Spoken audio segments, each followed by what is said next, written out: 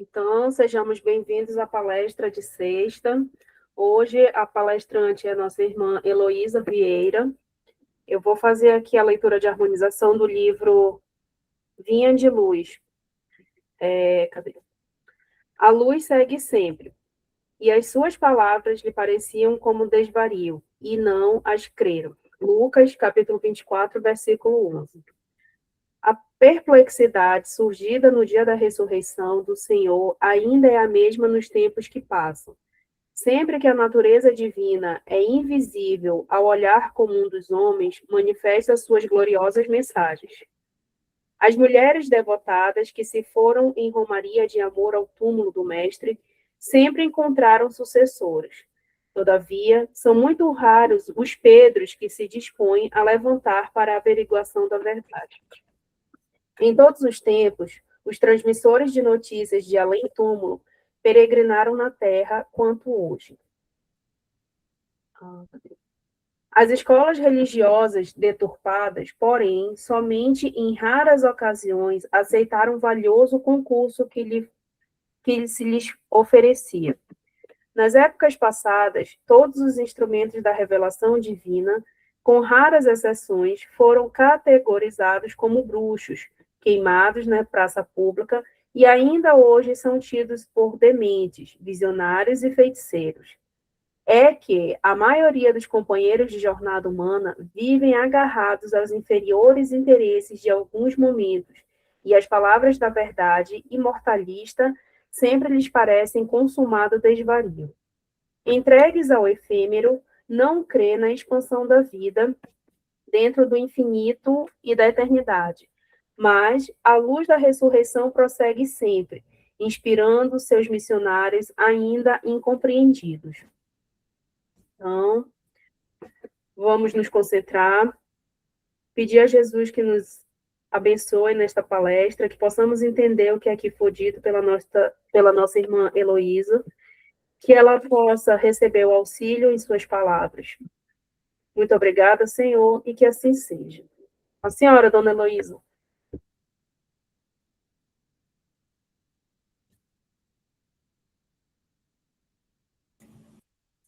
Boa noite.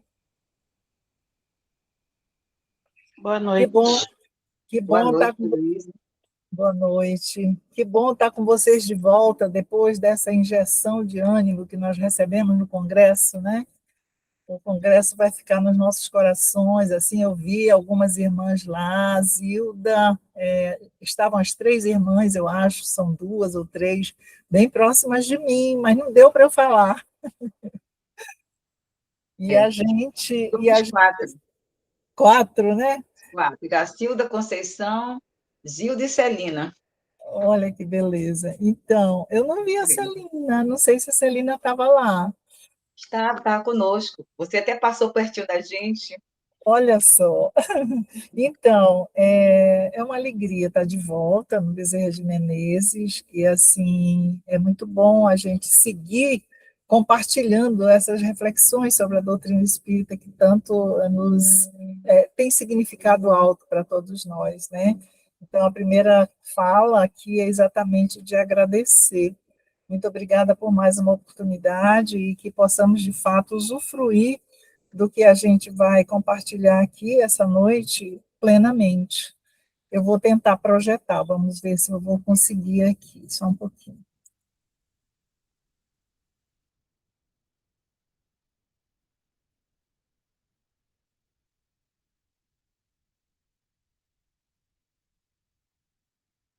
Ótimo, excelente. Então, vamos começar.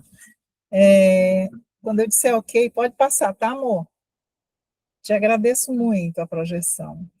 Então, o nosso assunto é sobre autoiluminação, né? Então, essa parábola mostra o que realmente nós devemos buscar, o que realmente Jesus nos quis ensinar com ela, e eu espero que nós, de fato, possamos trazer todo esse significado essa noite para a gente sair daqui com essa perspectiva de autoiluminação bem delineada nas nossas mentes.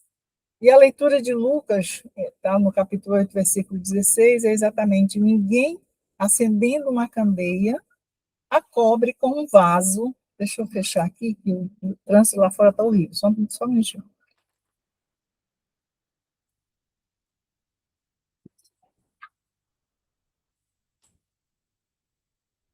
Ninguém acendendo uma candeia, a cobre com um vaso ou a coloca debaixo de um leito, mas coloca sobre o candeeiro, para que os que entram vejam a luz. Aí vocês percebem que eu destaquei vaso e leito, que tem um significado bastante interessante. Ok.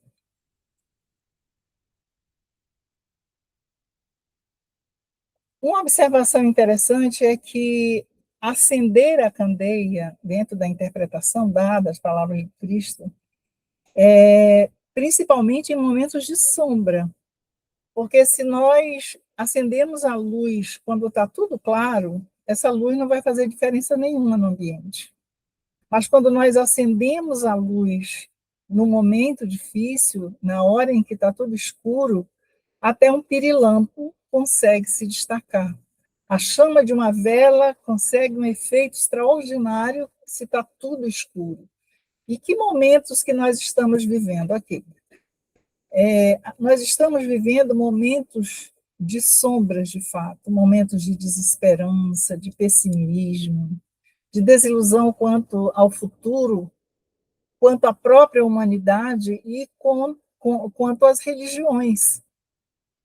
Nós estamos exatamente naquela época em que Jesus anunciou que haveriam falsos profetas, muitos se exprimiriam em seu nome, e não somente isso, hoje nós vemos na humanidade tantas manifestações religiosas sem sentido, né, que não levam, de fato, à luz, e a gente fica impressionado. O futuro da humanidade, com tudo que se manifesta aí a cada momento, deixa a gente meio desiludido. Parece que essa humanidade que a gente, ao olhar para o que busca, ao olhar para as perspectivas que Jesus veio nos mostrar, ao dizer para nós que nós somos deuses, nós somos o sal da terra e a luz do mundo, cria, de fato, uma controvérsia mental, porque como é que nós somos tudo isso e nós que estamos buscando o Cristo, que já compreendemos um pouquinho da doutrina, sentimos em nós e conseguimos compreender ao nosso redor tantas atrocidades, tantos comportamentos completamente distorcidos, completamente contrários a tudo que Jesus veio nos ensinar. Então, nós estamos vivendo esse momento de escuridão, esse momento de controvérsias, de fato, ausência da verdade, e é nessa hora mesmo que nós devemos buscar acender a nossa chama ou a nossa luz, porque nós estamos atravessando momentos de sombra nessa transição planetária. Ok.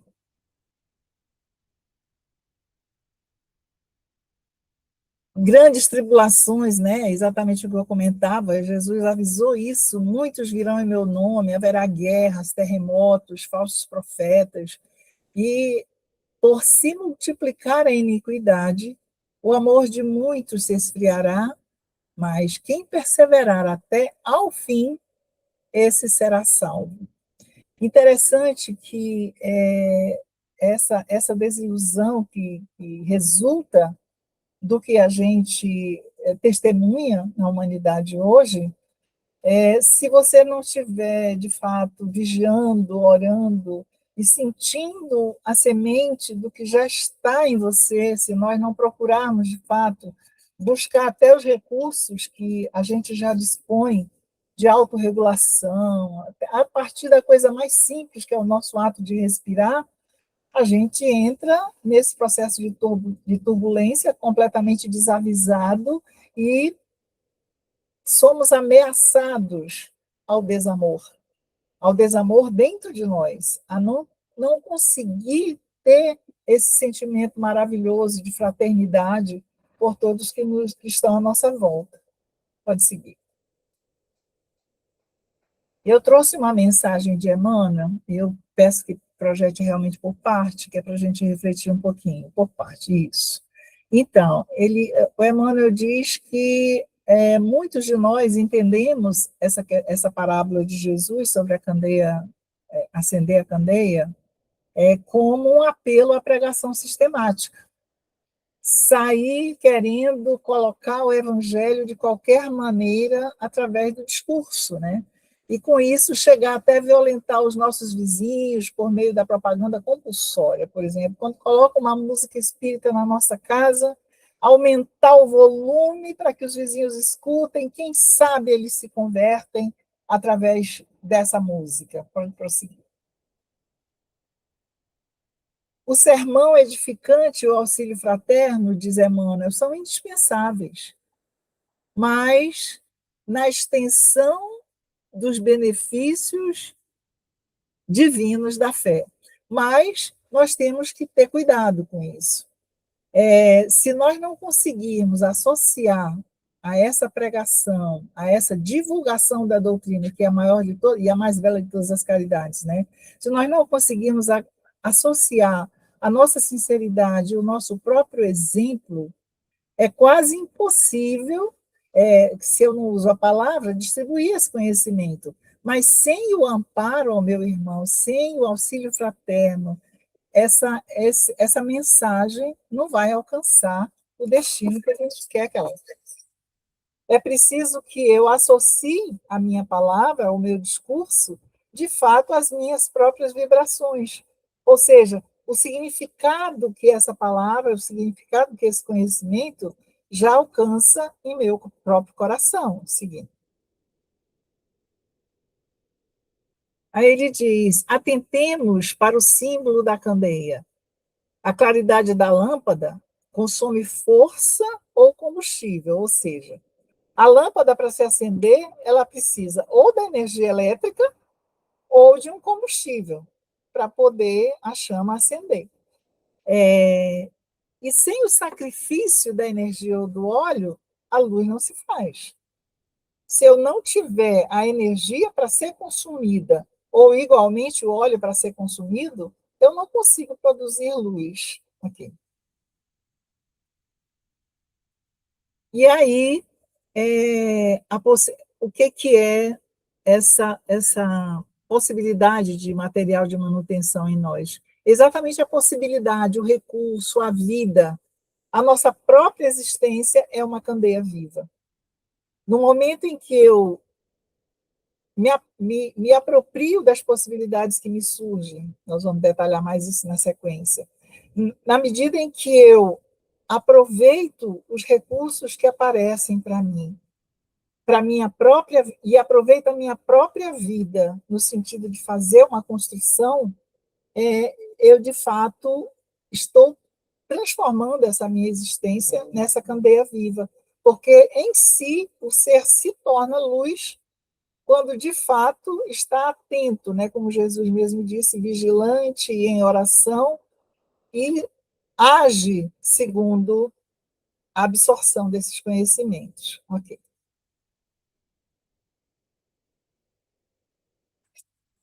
É um erro lamentável despender nossas forças sem proveito para ninguém, sob a medida do nosso egoísmo, da nossa vaidade e da nossa limitação pessoal.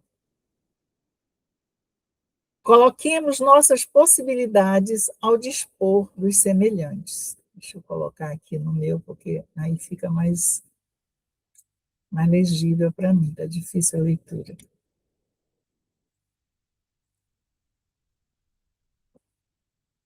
Então, no momento em que eu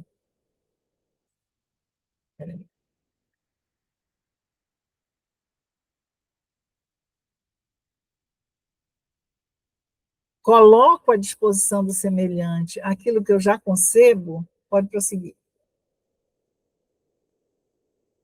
Eu vou, Emmanuel diz, ninguém deve amealhar as vantagens da experiência terrestre somente para si. Cada espírito provisoriamente encarnado no círculo humano goza de imensas prerrogativas quanto à difusão do bem, se persevera na observância do amor universal. Se eu, de fato, persevero nessa perspectiva amorosa, universal, se eu vivo, sinto, manifesto, ajo segundo essa perspectiva amorosa, eu estou, de fato, usufruindo dessas imensas prerrogativas para difundir o bem, ok? E ele continua dizendo: prega, pois, as revelações do alto, fazendo-as mais famosas e brilhantes em teus lábios. Insta com parentes e amigos para que aceitem as verdades imperecíveis. Mas não esqueça que a candeia viva da iluminação espiritual é a perfeita imagem de ti mesmo. Lembra aqui o que Pedro disse para Paulo, né? Quando Paulo, entusiasmado com o recém-adquirido conhecimento do Evangelho, ele queria sair convertendo todo mundo. Ele queria sair pregando para todas as pessoas. Foi quando Pedro chamou ele à responsabilidade e disse que as pessoas queriam ler o Evangelho em nós.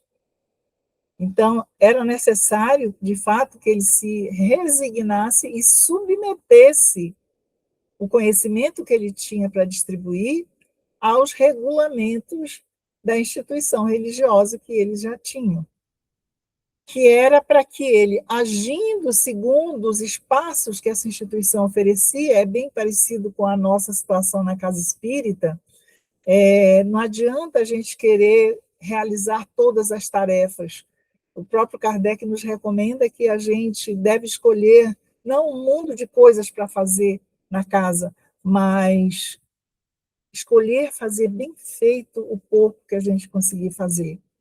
Então, se nesse pouco que nós conseguimos fazer, quer seja entregar uma mensagem para a pessoa que chega, quer seja acolher com um sorriso a pessoa que entra na casa para que ela se sinta à vontade, quer que seja fazer um diálogo de todo o coração para que a pessoa compreenda que ali ela está buscando e encontrará socorro.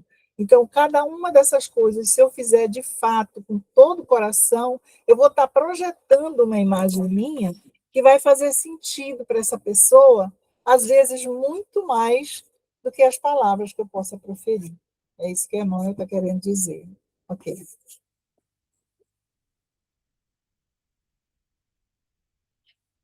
Transforma as tuas energias em bondade e compreensão redentoras para toda a gente, gastando para isso o óleo da tua boa vontade na renúncia e no sacrifício, e a tua vida em Cristo passará realmente a brilhar. Ok.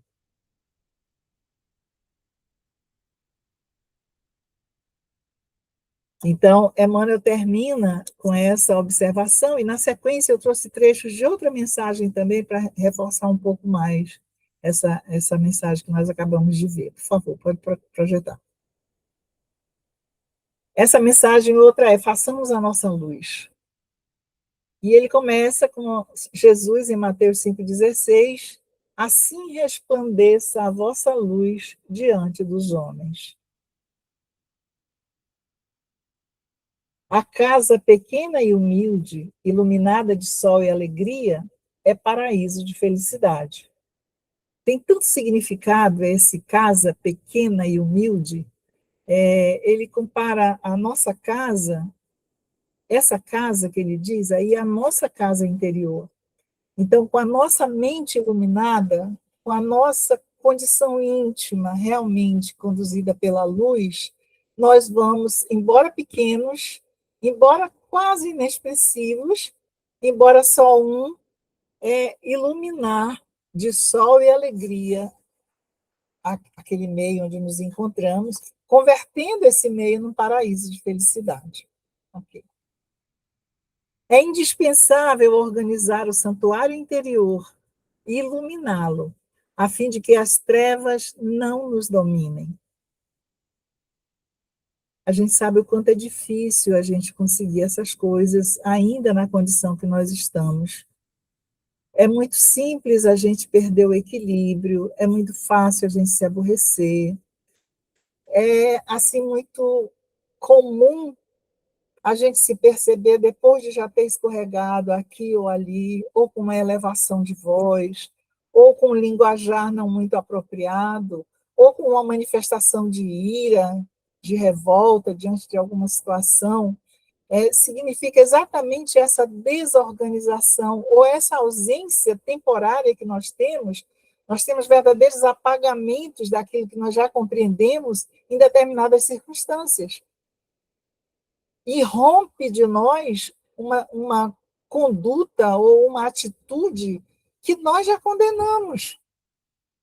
Nós protagonizamos uma forma de agir que a gente aconselha os outros a não enveredar por aí. Não sei se acontece com vocês, mas comigo acontece.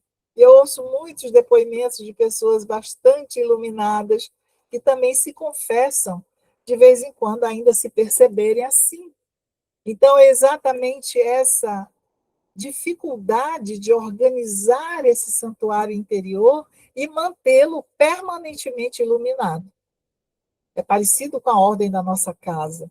A gente arruma tudo, faz a faxina, faz a limpeza, coloca tudo no lugar. Eu tenho o hábito de dizer que quando a casa está um pouco empoeirada ou alguma coisa fora do lugar, é como se ela tivesse cabeluda. E no momento que eu faço a higiene física do ambiente, parece que a luz se dissemina melhor, o cheiro, mesmo que eu não perfume com perfume artificial, mas parece que há um perfume natural ali e naturalmente proporciona um bem-estar. Mas não precisa nem ninguém fazer sujeira para que ela volte a ficar novamente naquele aspecto empoeirado, dificultado. Eu moro no 9º andar e isso acontece. Parece que aqui a gente estaria distante da poeira, distante, por exemplo, de odores, e volta e meia eu sinto odores, por exemplo, de cigarro da vizinhança invadindo o apartamento. Eu vejo poeira há pouco tempo depois que a limpeza foi feita. Então, assim mesmo é o nosso comportamento. É uma espécie de condição que nós nos encontramos no planeta. É uma condição que nós ainda, no piloto automático, como se diz, não nos apercebemos e tornamos a cair. Então, essa organização do santuário deve ser permanente, deve ser previsível. O ideal, a psicologia recomenda isso, é que a gente estabeleça um diário de bordo, para a gente antecipadamente enxergar o que vamos fazer na ação e na reação. Porque onde nós mais caímos é exatamente nas reações. Para agir, nós nos programamos. A palavra é a certa, a análise foi feita, o ambiente é esse, a linguagem é essa, a postura é essa, eu posso prever tudo na ação.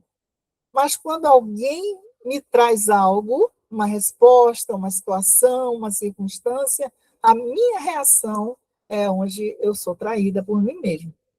Porque vem e rompe em nós o ser trevoso que ainda trazemos conosco. As nossas posturas preliminares, né? A nossa barbárie, ela insiste por eclodir e nos trair, fazendo com que a gente se constranja, com que a gente precise até pedir desculpas algumas vezes. Isso eu me refiro em todos os segmentos. E se a gente for observar, muito mais no segmento familiar, no segmento do trabalho, que são situações mais íntimas da nossa convivência, onde a gente já não trata as pessoas como Emmanuel pede, que as tratemos como visitas. As visitas a gente respeita, mas aquelas pessoas com quem nós convivemos, volta e meia, nós usufruímos do direito de ser como somos, de ainda manifestar a nossa o nosso amargor interno para essas pessoas que estão mais próximas de nós. Pode prosseguir, por favor. Então, nossa necessidade básica é de luz própria, de esclarecimento íntimo, de autoeducação, de conversão substancial do eu ao reino de Deus.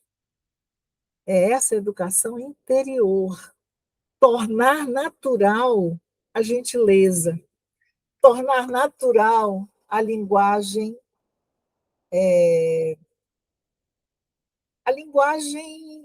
mais acessível pelo outro, e não a linguagem violenta, que muitas vezes a gente deixa escapar.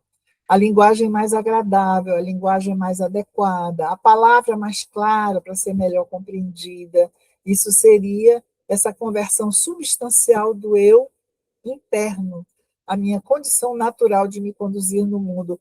Eu compararia essa possibilidade de me comunicar assim, de conviver assim, como o ato de dirigir, por exemplo, como o ato de caminhar de bicicleta, que eu não preciso mais pensar para fazer, eu simplesmente faço. Então, isso aí é tudo que a gente busca e é tudo que Emmanuel está recomendando que nós façamos acontecer em nós. Prossiga, por favor. Avançar sem luz é impossível. Como sempre, Emmanuel aqui está sendo bem direto, de que não adianta a gente pensar que está evoluindo se nós conservamos em nós esse estado de treva interior, se nós nos permitimos ser traídos por essas trevas em alguns momentos da nossa vida. Então, se é o esforço que caracteriza o espírita, acima de ser caracterizado como espírita, eu tenho que me preocupar nessa conversão da minha intimidade do ser, para que se torne natural essa manifestação de luz em mim. Prosseguindo.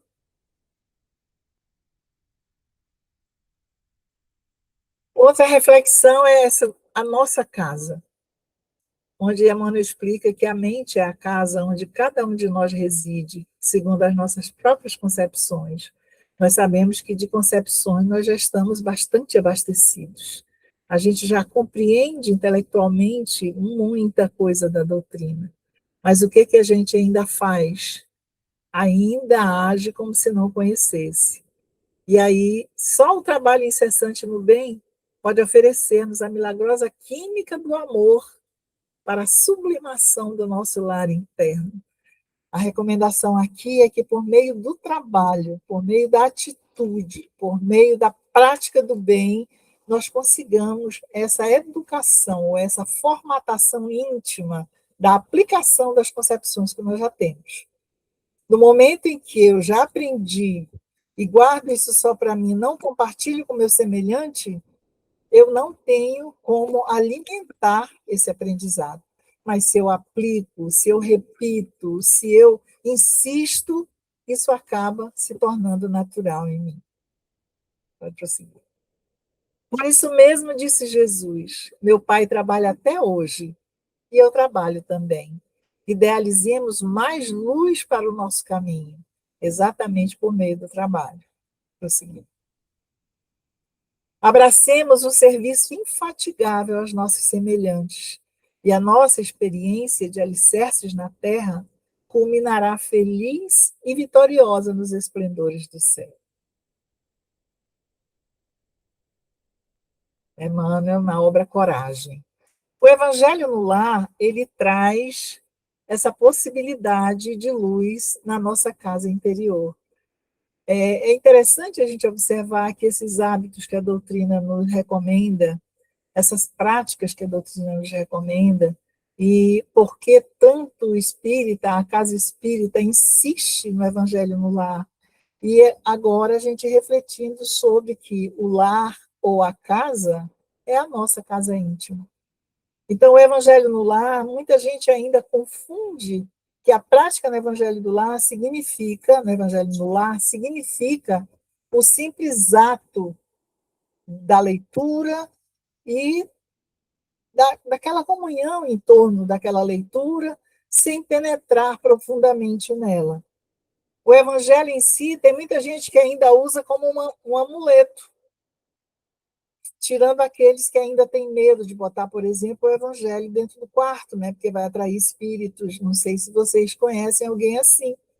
Recentemente eu encontrei no meu grupo de estudo doutrinário provisório, que é o grupo, o estudo que todos nós conhecemos, formatado pela própria FEB, que faz a introdução aos estudos na casa.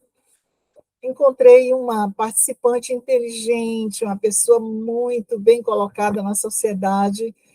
Quando eu falei do Evangelho no Lar, ela disse que tinha sido até recomendada, pasmem, no Evangelho na casa espírita, para que não fizesse o estudo do Evangelho no Lar dentro do próprio quarto, porque atrairia espíritos indesejáveis para perto dela. Quando ela contou isso, eu falei assim, não diga o nome de quem falou isso para você, não, porque eu vou mandar matar. Olha a espírita.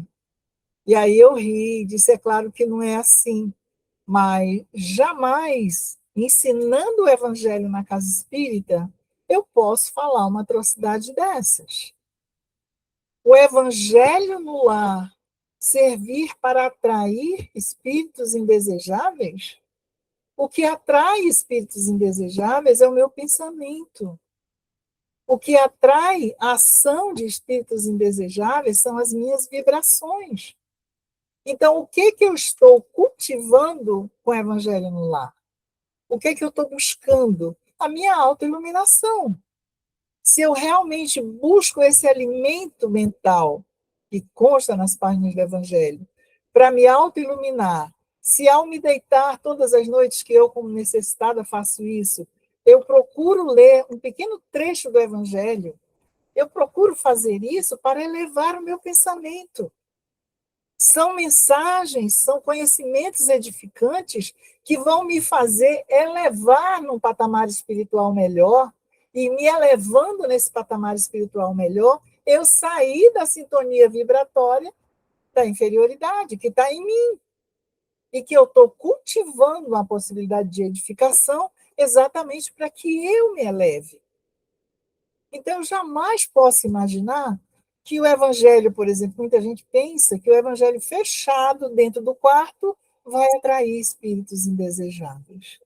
E que a leitura do evangelho dentro do meu quarto vai fazer a mesma coisa. Jamais. Em conversas com os espíritos, em reuniões mediúnicas, nós cansamos de perceber o que os espíritos que chegam para ser atendidos em dificuldades e o são, falam do que eles veem no Evangelho. Pode observar quem participa de reunião mediúnica. Muitos espíritos recebem de presente pelos trabalhadores espirituais, durante a reunião mediúnica, recebem de presente o Evangelho. E eles se referem ao Evangelho como uma luz. Eles, de fato, veem a luz no Evangelho. E nós que estamos aqui encarnados, que estamos estudando a doutrina, que estamos buscando a nossa melhora contínua, não temos a menor possibilidade de enxergar o Evangelho como outra coisa senão luz. E luz atrai luz, jamais luz atrai trevas. As trevas só persistem, só perseveram na ausência da luz. Daí a doutrina nos mostrar que o que existe de verdade é a luz, porque as trevas só ocorrem na ausência da luz. E é a luz que, de fato, esgota ou exclui a possibilidade de haver trevas. Então, o Evangelho no Lar tem esse grande significado de fato, iluminar a nossa casa interior. Mas é preciso que nós nos alimentemos desses conhecimentos e dessa confiança em Deus, dessa edificação que o Evangelho nos traz, repito, confiantemente. Senão, o significado que nós vamos ter para nós mesmos não vai ser esse significado que até os espíritos que estão em dificuldade nos mostra.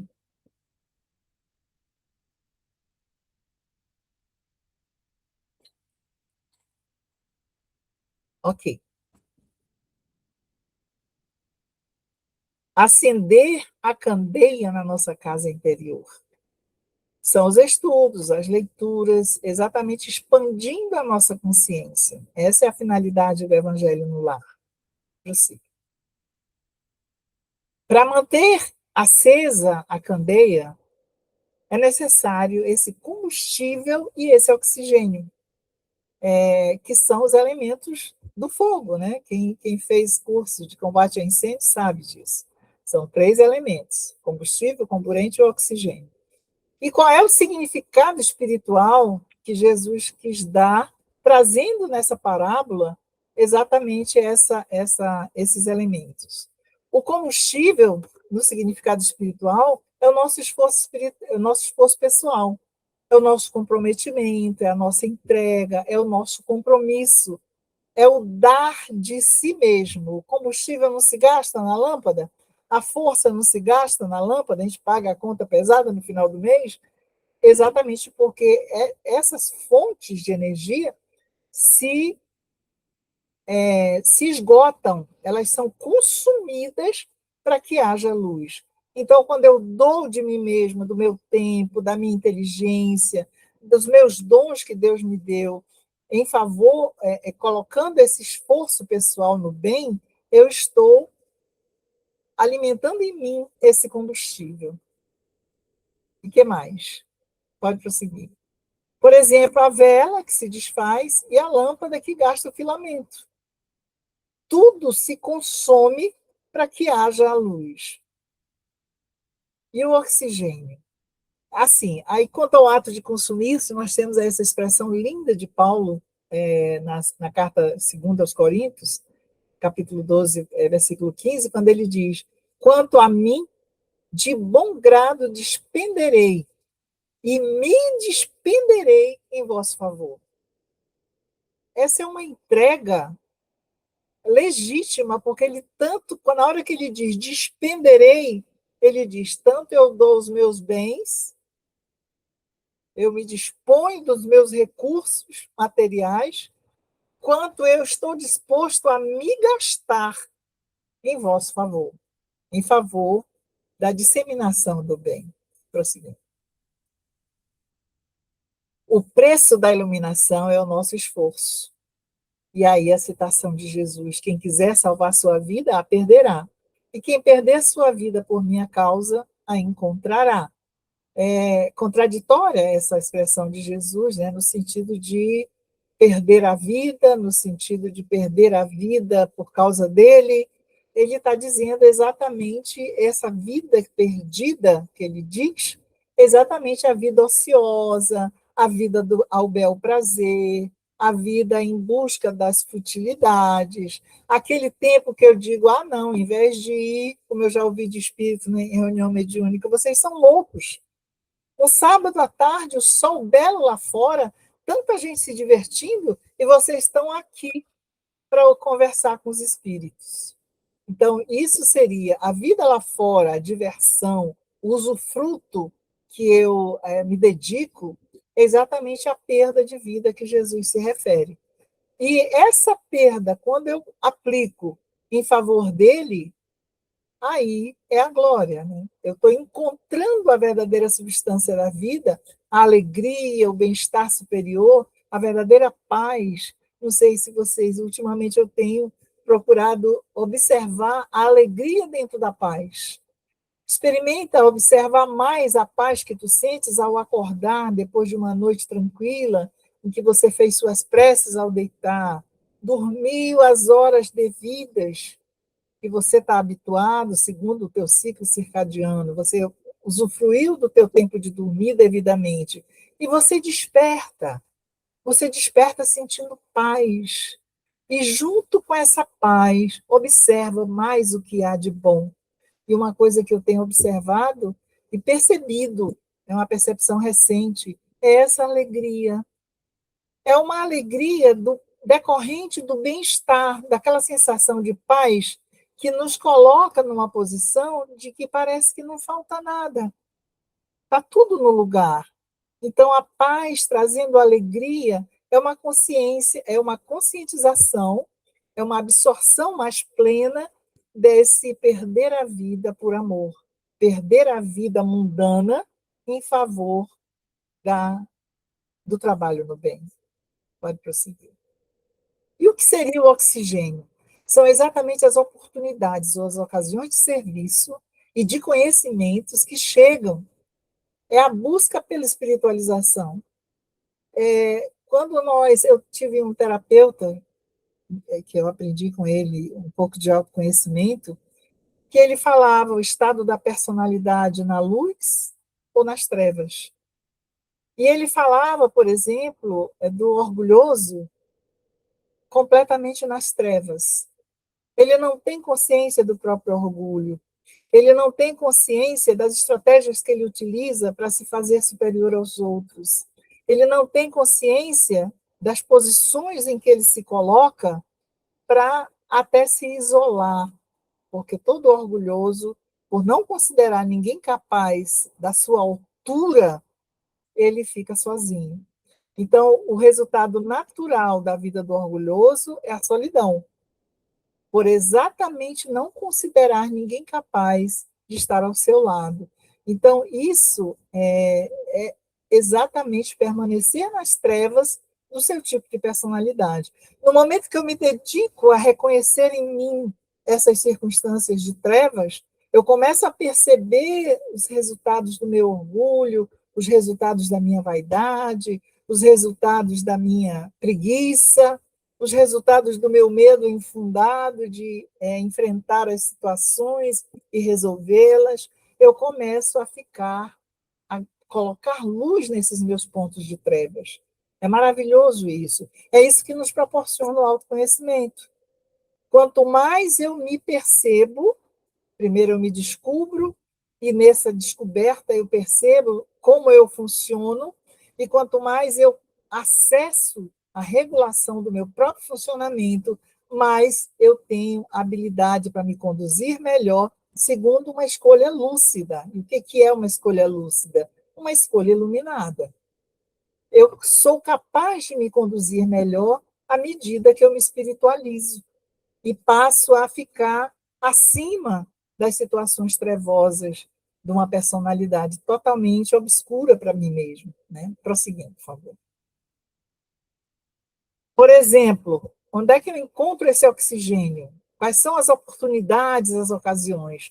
Um convite, por exemplo, para um congresso, para uma palestra, para um estudo, um filme que eu assisto, como a gente não sei nem se ainda está em tela, né? O Sexo e Destino, um livro maravilhoso que alguém me recomende, por exemplo, Há 2000 anos, um Renúncia, uma obra clássica do Espiritismo que eu, antes de ler, sou uma pessoa e depois de ler, sou outra.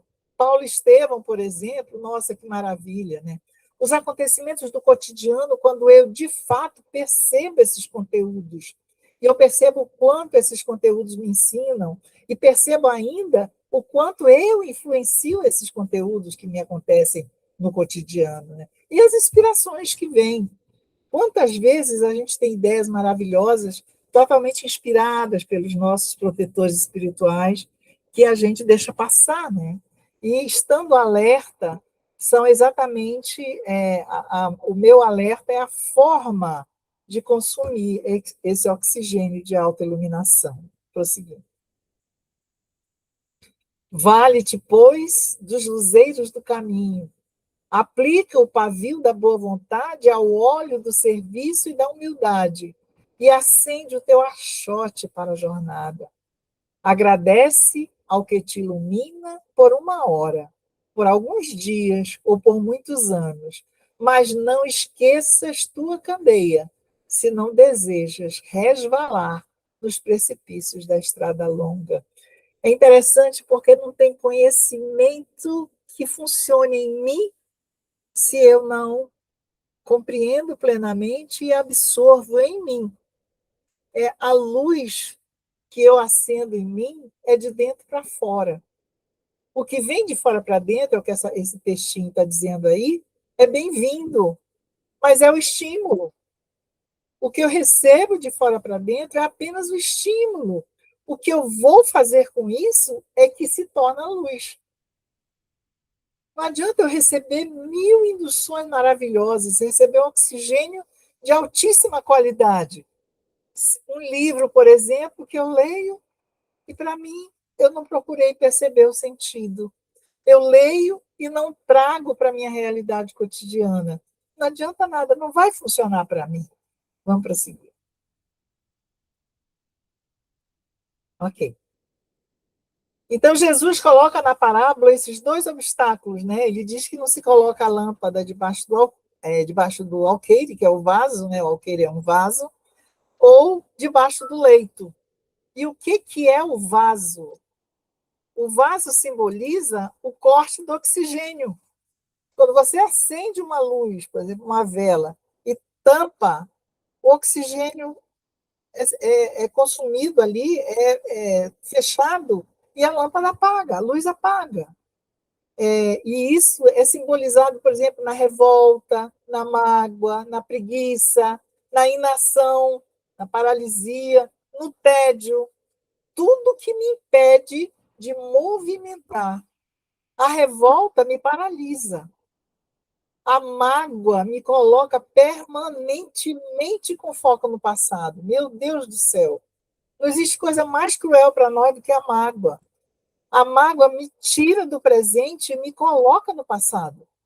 E no passado não tem nada a ser feito. Tudo já foi feito. É preciso que eu transcenda isso, viva o presente e ressignifique esse passado. Esquecer eu não vou. Ninguém esquece algo que aconteceu, assim, principalmente que nos marcou. Mas eu posso passar a olhar para isso dando o melhor significado. A preguiça me impede a experiência. E aí eu não usufruo das inovações que a experiência me acrescenta. A falta de ação, a paralisia, a inércia, não tem nada mais desgastante. Humberto de Campos fala isso na obra Boa Nova, Jesus conversando com o discípulo, de que a ferramenta, por mais nova que seja, mas se ficar encostada num canto, enferruja. Então, se eu, por mais conhecimentos que eu tenha, por mais habilidades que Deus tenha me dado, por mais condições dos atributos que eu ganhei nessa vida, se eu ficar sem colocá-los em ação, vou enferrujar, não vou desenvolvê-los em mim, né? O tédio, a tristeza, achar que tudo está marrom, tudo está cinza, santo Deus, acaba com a nossa vida, né? Fecha, cerceia as nossas possibilidades. E o leito corta o combustível, exatamente por questões parecidas, pelo comodismo, pelo sono enfermiço da alma, pela indisciplina. Faço hoje, mas amanhã já não faço. Experimentemos isso na idade madura, eu estou na idade madura, e experimente eu ficar sem fazer os meus exercícios físicos um dia. Sinto a diferença. Eu não sei se acontece isso com alguém que está me escutando. Antigamente me dava o direito de passar uma semana inteira sem ir à academia, sem fazer as minhas práticas de alongamento, meus exercícios respiratórios, e tudo bem. Mas hoje em dia, se eu não faço rotineiramente os meus 30 minutos, 5 horas da manhã, o dia vai ser diferente. E à noite, por falta da disciplina, eu vou estar me dando conta do prejuízo orgânico que eu tive por falta de colocar em prática a minha disciplina de todos os dias. Assim acontece com a oração, assim acontece com a nossa atividade na casa espírita, assim acontece com o nosso desenvolvimento constante, a leitura de uma nova obra, o assistir uma exposição a mais, o participar de um evento como nós participamos agora. Se eu me encolho, se eu me acomodo, se eu acho que isso não é importante, posso ter certeza que eu vou murchar. Então, eu vou cortar o combustível que eu disponho e que me é dado pela providência divina para que eu tenha essa luz. Ok. Examina se a luz que há em ti não é treva. É aquele pavor que causam as pessoas excessivamente inteligentes, capazes de convencer multidões fundamentados em conceitos errôneos. São os falsos profetas, né? Então, é preciso que eu verifique o meu discurso. Esse discurso polarizado, por exemplo, no campo da política, ou é A ou é B. Se é A, não pode conversar com B, se é B, não pode conversar com A. E a humanidade onde fica? Onde é que fica a convivência fraterna? Por que eu alimento essa treva em mim que me impede a luz de ser fraterno? Então, essa luz que há em mim, que me torna tão erudita, tão falante, fundamentando tudo naquilo que eu defendo, é treva. Para o meu desenvolvimento, é treva. Não estou crescendo com isso. Prosseguindo. Acender a candeia significa conhecimento adquirido, principalmente o autoconhecimento. Manter a candeia acesa significa aplicar esse conhecimento em nossa vida, compartilhar, agir segundo esse conhecimento e segundo esse autoconhecimento. Se eu já sei que a partir de um determinado ponto eu perco o controle, eu não ultrapasso esse ponto. É preciso botar água na boca às vezes, é preciso lembrar de respirar muitas vezes, porque a partir de um determinado ponto eu explodo e perco a causa, só pelo desequilíbrio. Então, se eu sei disso em mim, eu já coloco em prática. E eu já não perco as grandes oportunidades de oxigênio que me surgem na vida. Prosseguindo. Exemplo disso é Maria de Magdala, né? Quando ela chega com Jesus, é um exemplo de autoconhecimento. Todos nós sabemos a história dela, era uma mulher que vivia na opulência, vivia na luxúria, vivia literalmente na luxúria, nas trevas, na riqueza material, no usufruto dos benefícios que a riqueza propiciava para ela, mas ela vivia adoecida. Ela tinha uma enxaqueca infeliz. No dia que ela estava em crise, não podia nem andar calçado no ambiente, porque o arrastar de um chinelo, para ela, era cruel demais. E ela, quando procura Jesus, ela expressa exatamente essa propriedade que ela tinha de si mesma, falando: entretanto, mestre, observai como tenho sede do verdadeiro amor. Minha existência, como todos os prazeres, tem sido estéril e amargurada. Ela já tinha se analisado, se avaliado, já se reconhecia na posição que ela se encontrava. E nessa hora ela é recebida por Jesus, e está também na obra Boa Nova, um capítulo lindo sobre isso, que vale a pena a gente estar sempre voltando a ler. E outro exemplo, por favor, é de João Cleófas. É lindo esse trecho da obra 2000 anos, quando eles, na catacumba, estavam em torno de 200 pessoas ali para fazerem a reflexão dos ensinos das Escrituras, quando eles ouvem os soldados chegando para prendê-los, levá-los mais uma vez ao circo, né? E aí os irmãos que estavam com os achotes iluminando a, as catacumbas apagam esses achotes para que os soldados se confundissem e não conseguissem chegar até eles. Aí João de Cleófas usa exatamente essa expressão. Irmãos, gritou com voz estranha e vibrante no seu apelo, como que saturado de extraordinário magnetismo. Recomendou o Senhor que jamais colocássemos a luz sobre o alqueire. Não apagueis a claridade que deve iluminar o nosso exemplo de coragem e de fé. Então, aí ele mostra exatamente essa confiança naquilo que ele conhecia. E nessa hora ele se abre às vibrações superiores e se enche de coragem e exorta todos aqueles que estavam com as tochas na mão para se manterem firmes. Em seguida, eles são todos presos, né? Vão para o sacrifício e tudo mais, e é quando onde Lívia está junto, né? E ocorre exatamente a desencarnação dela, a esposa de Emmanuel. Prosseguindo, por favor. E aqui, para terminar, lembrando essa expressão do Cristo, que a gente citou numa mensagem, mas que está em Mateus 5,16, que é: brilhe a vossa luz diante dos homens, para que vejam as vossas boas obras e glorifiquem vosso Pai que está nos céus. Mas que esse brilho seja o nosso brilho, de fato, a nossa própria luz, estimulada pelo conhecimento, alimentada pelo autoconhecimento, cultivada pela prática do bem, de forma a se tornar natural em nós.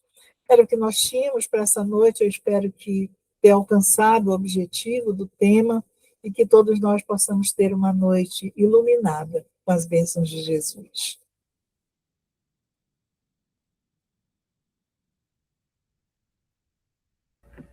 Agradecemos, dona Heloísa. Muito obrigada. Foi muito esclarecedor sua palestra. Alguém tem alguma colocação, alguma dúvida?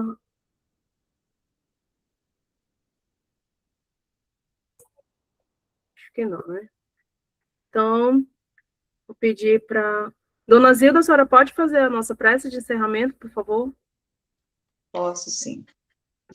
Então, neste momento, Senhor Jesus, em que acabamos de ouvir a palestra da Heloísa, nós agradecemos por esse momento em que aqui estamos, em teu nome, Senhor. Pedimos também que tuas bênçãos derrame sobre todos aqueles irmãos que estão enfermos, que estão nos hospitais e que estão nos lares, nas ruas, que chegue até ele também a tua luz, claro que chega, assim que nós sabemos. Então, mestre amigo, obrigada por todo esse estudo, nos esclarecendo como devemos nos comportar diante do Evangelho. Obrigada, Senhor Jesus, e assim seja.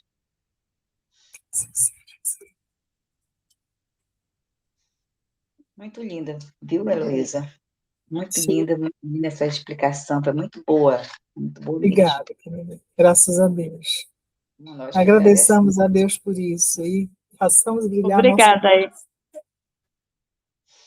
Eu que agradeço, querida.